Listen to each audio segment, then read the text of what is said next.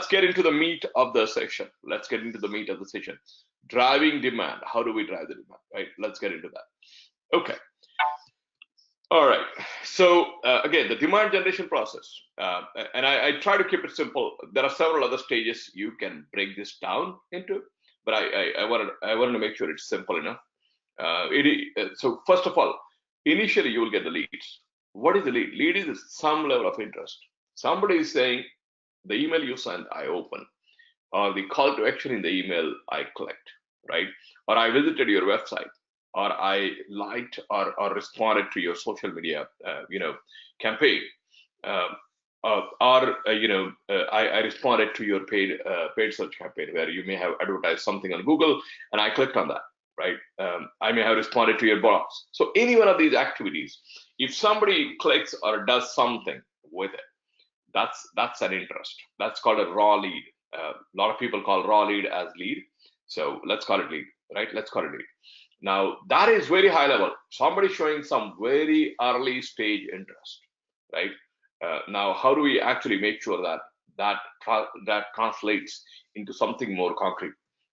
So what happens is, as you do all these programs, and I'm going to go into more deeper into this, they will do more and more of those kind of activities. They will take more and more of your call to actions, right? So for example, they may watch a video that you sent, right?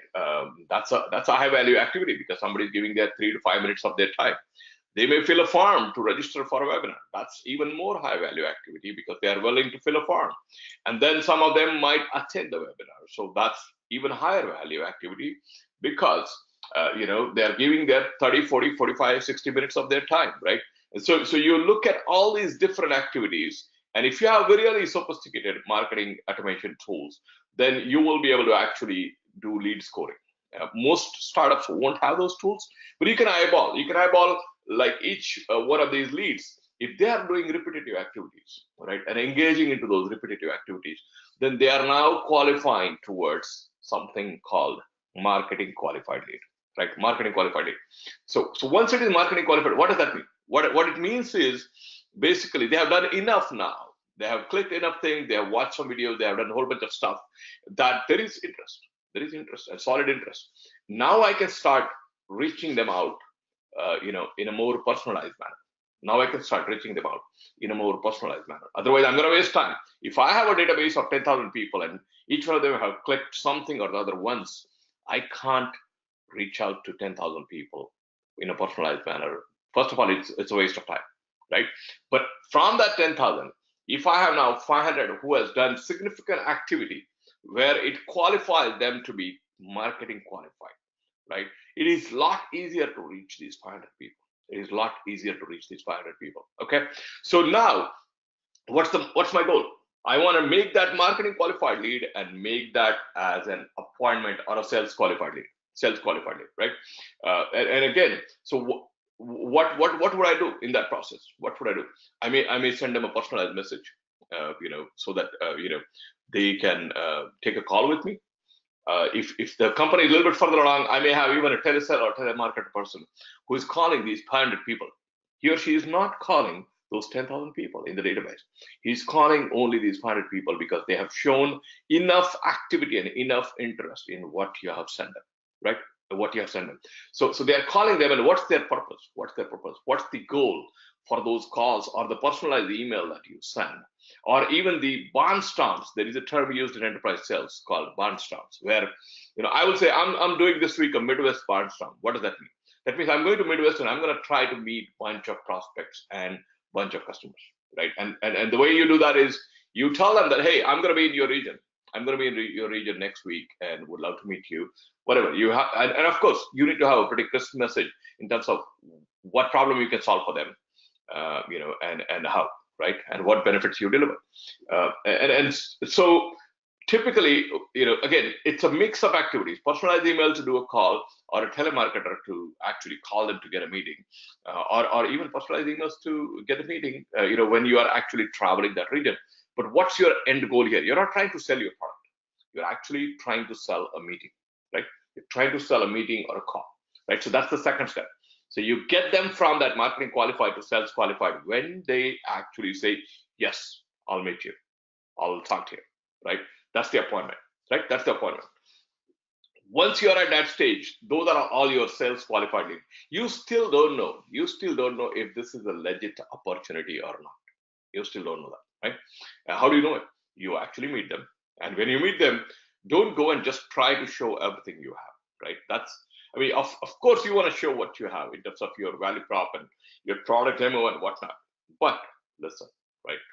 Listen, ask some questions, try to understand their environment, right? Because a lot of times in early stage startups, you're not going to get multiple meetings like larger companies will get, where they will have a meeting for just discovery, and then they will come up with very catered demo, right? Based upon the discovery, and then show it in the demo and so forth. You're going to get one meeting. You're going to get one meeting, right? And so you have to do discovery and demo, and your sales pitch in that one meeting, right? So do some discovery first, understand it, because that will help you, really even on the fly decide what you want to show. For example, if your solution has multiple elements, right, and if you are able to explain your solution at a high level, ask them which one of these is more interesting to you, right? And do some discovery. Once you do the discovery, you will know which areas they are most interested in. You can focus your time more on that in the demo process, as well as when you are doing your pitch, right? And so once, let's say you had a great meeting, you understood their pain points, and what you show as a demo, they are really excited about it, right? Then a couple of things you are looking at before it becomes an opportunity. Couple of things you are looking at. One is, do they have budget, right? And in most meetings that go well, the question they will ask you inevitably towards the end, what's the cost, right? What's the pricing model? So you share the pricing model, right? Sometimes it needs a second meeting, but usually, a startup can get it done in a single meeting, right? At least a teaser. They show the pricing, introductory pricing and whatnot, and get a sense of, okay, do these people have budget? Number one. Number two, the other couple of things that matter is the timeline, right? So what's the timeline? You have these pain points that I understood from you. When is that? What's the timeline for you to make those operational? What's the timeline you are looking at to get off the ground? And that gives you sense. Some of them will tell you ASAP how quickly you can send me a contract. Voila, go ahead and do it, right? But some of them will say, oh, I need 3 months, I need 6 months. So that gives you some timeline. That also gives you, if you have multiple revenue models, because you will have, for lack of better terms, you may have a silver, gold, and platinum packages, right? Different level of offerings at different price points. Based upon the functionality and need and potentially their budget, you ask them, okay, which one is more interesting for you? And they will tell you, right? They will tell you, oh, my need is gold, and I just need to make sure I have the right budget, right? So again, you kind of have that information that they may or may not have right budget. Some of them, yeah, my need is gold, and yeah, the price does not seem outrageous. So that's a good indicator. That seems like they have a budget, right? So you're trying to find out where the need is and what price point would the need fall into, right? Well, and so once you realize that, you can put a dollar value. You can say, okay, 100,000 annual based upon the gold package, or 200,000 platinum based upon the platinum package. Whatever the information you gather. Once you have that, and once you have the timeline, that okay, the expected closure for this one could be 6 months based upon when you hear from them, when they want to get the initiative started. Once you have the dollar and the timeline and the package, then it becomes a sales opportunity. Until then, it is just a sales qualified lead, right? It is just a sales qualified lead. Now it becomes an opportunity, right? Because you know how much the opportunity is for. You also know roughly what timeline you're looking at in terms of closure, right? And now you're working through that process.